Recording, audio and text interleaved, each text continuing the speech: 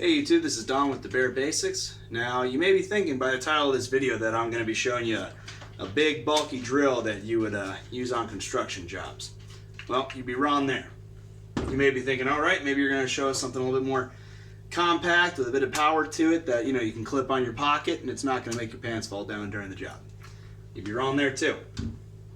What I'm actually going to be showing you today is the 4.8 volt Drillmaster drill. Now, I would classify this as more of an electric screwdriver because basically you're not going to be doing any sort of construction work with this drill like you would with this one or this one.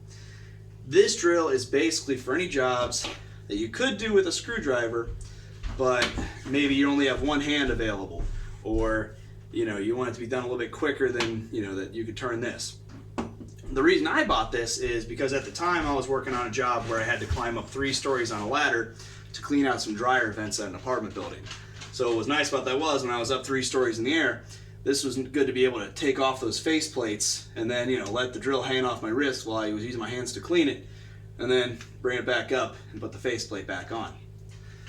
Now I'm going to tell you pretty much the bad parts about this drill first, and then we're going to move on to the good parts. I'm going to tell you some of the jobs that I think this bad boy is really well suited for, and why it'd be a great little investment to put with your toolkit or just something to have around the house. First of all, the first con I want to talk about is obviously, everyone I'm sure can guess this, the power. This is a 4.8 volt, we'll just round to 5 volt to make it simple. This is a 5 volt drill versus a 18 volt and a 12 volt. This does not have as much power, therefore it does not have as much speed. In fact, I'll go ahead and show you real quick kind of what it can do, and it can barely do it, let's just put it that way. Now, obviously, I'm going to show you that I have a pretty standard 1 5/8 exterior screw here, and a 1-inch piece of just scrap wood I had lying around. Now, either one of these 2 drills could go through this easy, wouldn't have a second thought about it. This one,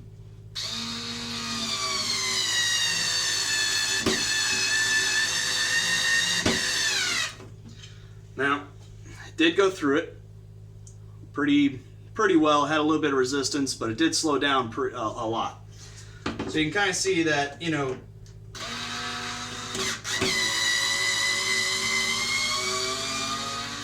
while this drill could be used, if you just needed to maybe, toenail a screw into a stud or something to help put on a piece of drywall, it's possible, but it's not something I'd recommend doing all day with this thing. Another thing, if you wanted to drill holes with it, let's say you wanted to take an actual drill bit with a 1/4 connector and actually connect it to this and put a hole, that's something else you can do.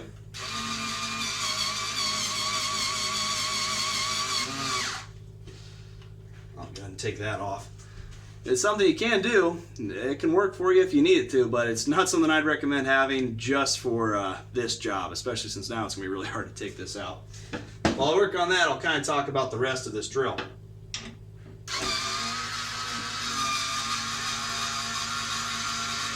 Another bad point I would say is the charge time. For this drill, even though it is small, according to the instructions, the initial charge time should be about 4 to 6 hours. Now, and then subsequent charges after that are about 2 to 3. Now, saying that, I did do the initial charge of 4 to 6 hours, but after that, I've only charged this thing. When I get to a job site, I'll plug it in if I think I might need it, and then some point throughout the day when I do need it, I unplug it and I start using it. I don't think I've ever charged it for the 2 to 3 hours it recommends afterward, and I've had this thing for 5 years now, and it still works fine. That's actually another thing, really quick, this drill feels good in the hand. It's small, it's lightweight. The trigger is actually very interesting. It's kind of hard to see on the camera, but you can see that it kind of has a spin motion with an arrow. The top part allows it to spin clockwise, so you can tighten things. The bottom allows it to go counterclockwise for loosening. And then at the top, there is a switch for the light. So there's no, unlike these drills where you press the trigger and the light turns on its own. However, as well as not with these drills, there's one trigger and then you pick clockwise or counterclockwise via that little trigger there. This one you just have to switch your finger or switch the side of the trigger. Another bad thing, and again, this is a kind of a, if you think it's a bad thing, with these drills, obviously you have these 3/8 chucks, which basically allow you to connect whatever drill accessory you need to, as long as it can fit in here. This is a little bit more limited. It only has a 1/4 inch little attachment piece there. So, you know, you can still fit, you know, what it's made to fit, which are these little bits here, you know, flat heads or Phillips head bits. And you can kind of rectify this problem by having a, you know, a 5/16 inch piece on the end of a 1/4 inch, so you can take out 5/16 bolts.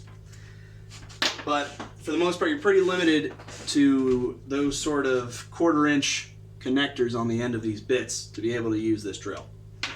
Now, let's start talking about the goods. Probably the best part about this, and this will vary if you get something different than this.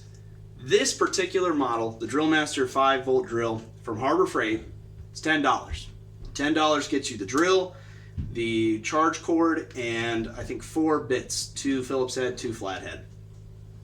I mean, that's amazing. I've actually bought 2 or 3 of these, and they were gifts for friends because they were just so cheap, easy to use. And obviously, again, if you have a coupon for Harbor Freight, you can get 20% off it. Take off another $2, not like you need it. Another good thing to have, this lanyard. I know it seems silly, but you know, while some drills do have a pocket clip or a belt clip, having this lanyard does really make it nice if you accidentally do drop the drill while you're using it up on a ladder, or you know, if you just if you're trying to work on a door or getting a door hinge put back on and you just need both your hands for a minute. That really comes in handy. Next, I will say the battery life. Yeah, like I told you, I've only maybe done I've never really charged the recommended 2 to 3 hours at a time. I charge maybe a half an hour at a time, or sometimes I do forget and it's just on the charger for a while. And every time I pick this thing up, it's got a charge. It does work. So, you know, that does make this thing really nice. Now, kind of going back to the price a little bit, you are going to see a bit of variation when it comes, if you're going to try and find a drill of this class. This particular drill, like I said, out of Harbor Freight, is $10, and it's a 4.8 volt drill. However, other companies obviously have their own version of this. Some have the vert model that twists, so that way it turns into more of a normal style type screwdriver, but with an electric motor in it. Ryobi, Black & Decker, they all have a couple of different versions of this. However, almost all of them that I've seen have been 3.6 volt, 4.5 volt. They've never been 4.8, which, you know, if those numbers are true, that means that this one is the most powerful of of those different models. And this one has the best price point. This one's $10. The Ryobi one is $25 or $35. The Black & Decker is $20. So you're really getting your best bang for your buck by going with Harbor Freight and going with their Drillmaster drill. And the next thing I do want to kind of talk about is, you know, obviously, you know, you're not buying this for the same reason I did. You know, you're not climbing a 3-story ladder and taking off dryer plates, which if you are, all the more power to you. I give you credit. What's nice about this for the average person is taking off face plates off of outlets, for replacing your door hinges or taking off a door real quick, so that way you can, you know, have this lanyard on, take off the door hinges, and then have both your hands ready to catch the door if you're doing it by yourself. This thing's just good for, you know, taking apart pieces of machinery if you need something real quick. Taking off cabinet doors, well, off your cabinets, and then repainting them or refinishing them. Obviously, because of its size, it's really great for getting into tight corners where this drill would not even be able to get anywhere close. And, you know, I'll admit, I like this 12-volt drill, but even this, I mean, there's kind of a size comparison. You know, I mean, you've got at least an inch down here and an inch back here that this will not fit in where this does. And I don't think it's too hard to make the comparison for, you know, between these two things. Basically, you get rid of that whole battery and, you know, almost, what, a third of the top part of the drill. So, I'm also going to show you a couple other little jobs I've done with this thing and give you an example of how this drill works. Another job that this would actually be really good for, and I'll admit I have not used it for this job yet, but putting together furniture. Now, I will say a lot of furniture doesn't really have Phillips head screws for it anymore. But what they do have are the little hex bit type heads if you need to do those kind of screws for a lot of furniture from like IKEA or Ashley Furniture. Now what's nice is you can buy these sets, and I'll admit they are a little more pricey, a little bit more expensive. I think I got a set of varying sizes of these for maybe 15 bucks. But what's nice about that is they fit right in here. So instead of spending a bunch of time cranking away with that Allen wrench, you just put that bad boy on here and start going at 180 rotations per minute. I know that's a lot faster than I can screw a screw in. All right.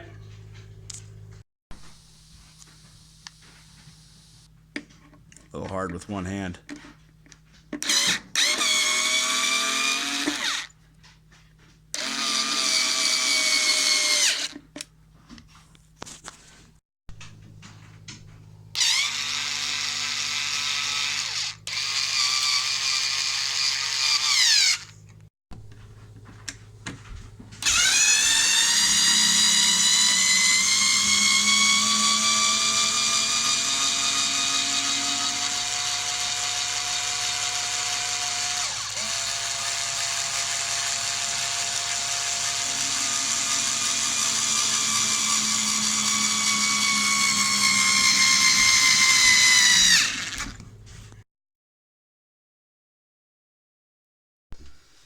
And now, kind of to wrap it all up here.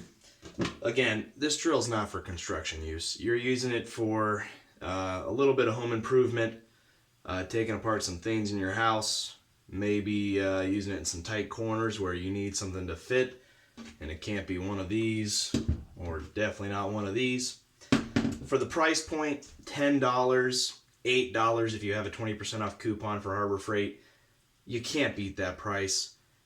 You almost can't afford not to have it. It's nice to have, even though, yeah, could you do the same job with a screwdriver? 9 times out of 10, sure.